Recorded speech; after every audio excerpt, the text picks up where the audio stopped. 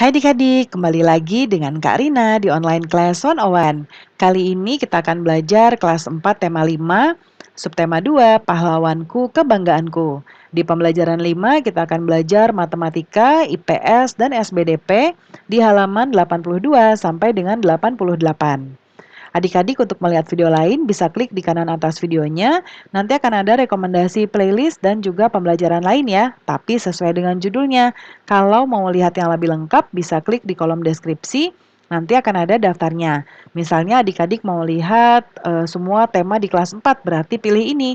Klik linknya atau klik biru-birunya.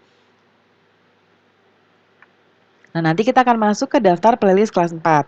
Misalnya adik-adik mau lihat kelas 4 tema 4, klik putar semua.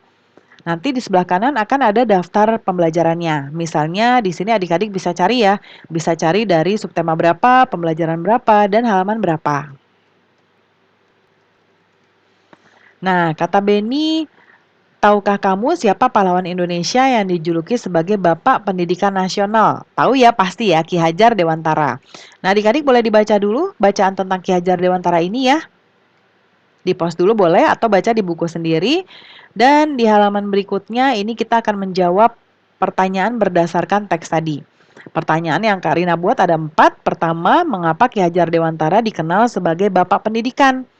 Lalu apa jasa Ki Hajar Dewantara bagi bangsa Indonesia? Sikap apa yang bisa kita contoh dari Ki Hajar Dewantara? Dan kemudian yang ini mintalah pertanyaan berikutnya ya adik-adik ya. Ini pertanyaan berikutnya, mintalah temanmu untuk menjawab pertanyaan ya. Kemudian nanti adik-adik bisa meminta teman untuk menjawab. Jawabannya bisa dicari di teks halaman 82 tadi ya di sini ya. Kemudian berikutnya ada gambar ya di sini. Apakah jasa Ki Hajar Dewantara? Karina beri nomor 1 yang ini. Jasanya yaitu adalah ajarannya yaitu Tuturi Handayani. Di belakang memberi dorongan, ing madya mangun karsa, di tengah menciptakan peluang untuk berprakarsa, ing ngarsa sung tulada, atau di depan memberi teladan. Nah, ini akan selalu menjadi dasar pendidikan di Indonesia ya.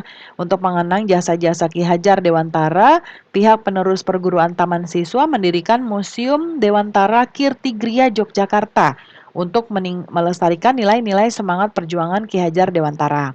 Yang nomor 2 yang ini, mengapa Ki Hajar Dewantara terkenal sebagai Bapak Pendidikan? Karena beliau mendirikan Taman Siswa ya. Taman Siswa ini sangat menekankan pendidikan ya, rasa kebangsaan kepada peserta didik agar mereka mencintai bangsa dan tanah air dan berjuang untuk memperoleh kemerdekaan.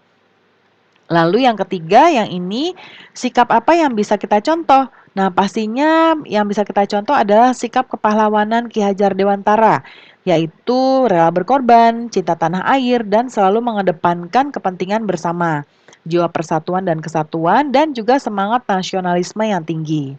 Yang keempat yang ini, dapatkah kamu bayangkan apa yang akan terjadi jika Indonesia tidak ada Ki Hajar Dewantara? Nah, pastinya kalau tidak ada pendidikan di negara kita tidak seperti sekarang.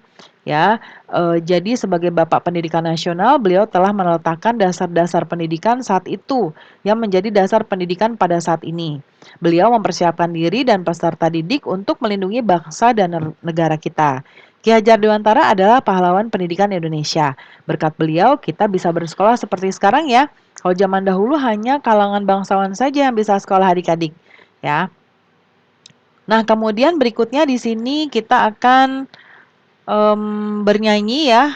Kemudian ajukan pertanyaan kepada guru. Nah, ini ketika kelompok lain tampil, kamu bisa membuat catatan tentang penampilan mereka. Ini disesuaikan dengan penampilan teman adik-adik.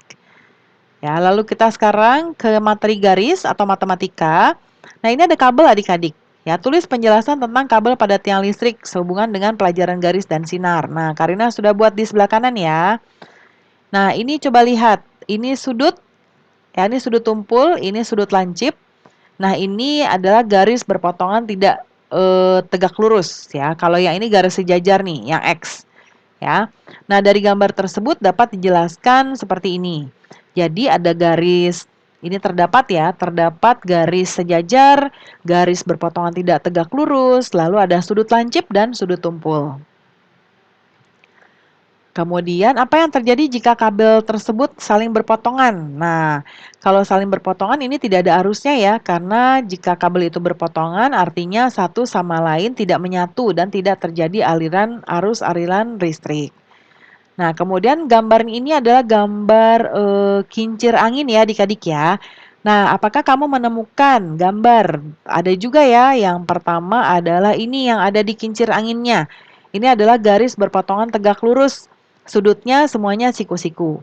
Lalu yang ini nih, ya ini garis sejajar. Ya nih, garis berpotongan tegak lurus, sudut yang dihasilkan adalah sudut siku-siku. Lalu apakah kamu menemukan sudut akibat pertemuan garis? Ada ya tadi sudutnya adalah siku-siku.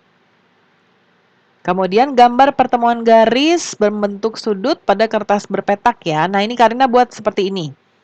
Ya.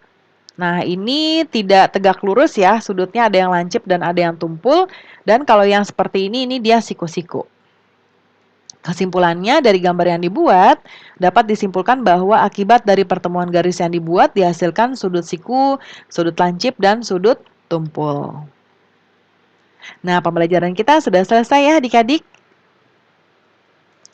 Terima kasih sudah menonton sampai akhir. Mohon dimaafkan apabila ada kesalahan dalam perkataan maupun dalam materi yang diberikan. Sampai jumpa di pembelajaran berikutnya.